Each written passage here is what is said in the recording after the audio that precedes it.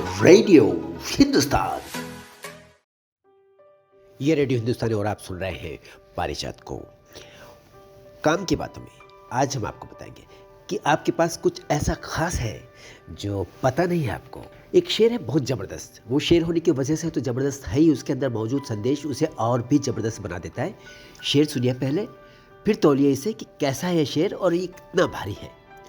दौलतमंद होके भी उसे लगता फकीर है, दौलतमंद होके भी उसे लगता फकीर है, मगर हर शख्स अपनी जगह बेनज़ीर है। ये शब्दों का सत्य नहीं बल्कि शाश्वत सत्य है, और ये सत्य सार्वकालिक भी है तथा सार्वभौमिक भी है।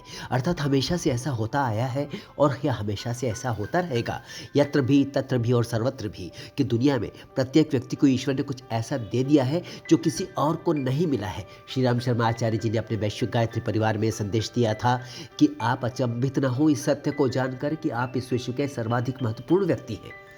ये बात अगर आसानी से समझ में आ जाए तो बहुत अच्छा, ना समझ में आए तो आप अपने आसपास निगाहें उठा करके देख लीजिए, और हाँ, ज़रा गौर से देखिएगा तो आपको दिख जाएगा कि सबके पास है वो कुछ खास जो बाकियों के नहीं है पास, और आपके पास भी नहीं है। कारण यह है कि आपके पास भी तो कुछ ऐसा है जो बाकियों के पास नहीं है। बस इसी को कहते हैं कुछ खास का होना, और यह खास होना आपको बहुत खास बना देता है, भले ही आपको इसके बारे में पता ना हो, क्योंकि बाकी दुनिया पर आप उस मामले में भारी पड़ते हैं। मगर इसके साथ ही ये जानना भी तो आपके लिए ज़रूरी है कि ऐसा वो क्या खास है जो आप में खास है और बाकी लोगों के मुकाबले आपको बहुत भारी बना देता है। यदि आपको पता नहीं अपनी विशेषता तो उसको ढूंढना होगा। या तो वो आपके परिवार को पता होगा कि आपको एक बड़ी विशेषता आपके व्यक्तित्व में बचपन से नजर आई है, मगर उनको पता नहीं होगा।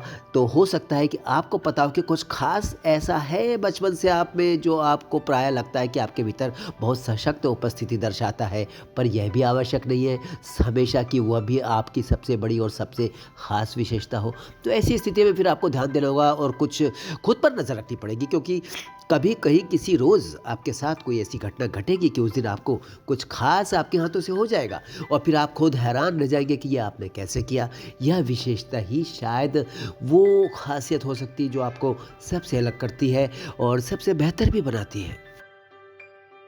यदि आप ढूंढने में भी कामयाब नहीं हो पा रहे हैं और आपके पास पर्याप्त धीरज भी नहीं है कि आप उस ऐसे किसी दिन की प्रतीक्षा करें जिस दिन आप कुछ विशेष करके दिखाएं, तो ऐसी स्थिति में भी आपके पास एक रास्ता है जो आपको आपकी विशेषता की पहचान करा सकता है। करना कुछ खास नहीं है, बस एक पेन पेपर उठाइए और लिख दीजिए क्रमवार तरीके से कि आपको क्या क्या पसंद है, अर्थात क्या क्या करना पसंद है। बस अब इस सूची में जो सबसे अधिक पसंद हो उसे सबसे ऊपर रखिए, और बाकियों को भी अपनी रुचि के अनुसार, अपनी पसंद के कम होने के अनुसार नीचे धरते चले जाइए। इसके बाद देखिए, सर्वोच्च शिखर पर जो आपके पसंद है वह हो सकती है आपकी सबसे बड़ी खासियत। इसका कारण भी सुस्पष्ट है। जो आपको सर्वाधिक प्रिय है वो आपके व्यक्तित्व के लिए सर्वाधिक उपयुक्त है, और सर्वोच्च संभावना यही है कि वह ऐसा कार्य या विभाग हो सकता है जहां कोई आपका हाथ नहीं पकड़ सकता। दूसरे शब्दों में कहें तो पूरी संभावना है कि यही आपकी वह विशेषता है जो आपके व्यक्तित्व का सर्वोच्च कलात्मक सौंदर्य है। अतएव इस लेख का, इस बातचीत का, इस कथन का और इस विषय का जो संदर्भ है वो यही है, वही यही संदेश इसका है कि कभी ये ना सोचें कि आपको कुछ नहीं मिला है। अगर एक चीज़ आपको नहीं मिली तो दूसरी मिली है, दूसरी नहीं तो तीसरी मिली है। अब ढूंढना आपको है और अपने आप को बताना है कि क्या मिला है आपको, किस तरह से आप हैं खास। और फिर आप पूछिए अपने आप से कि क्या मैं कुछ खास नहीं हूँ? नहीं, बहुत खास है आप। यही हमें बताना था।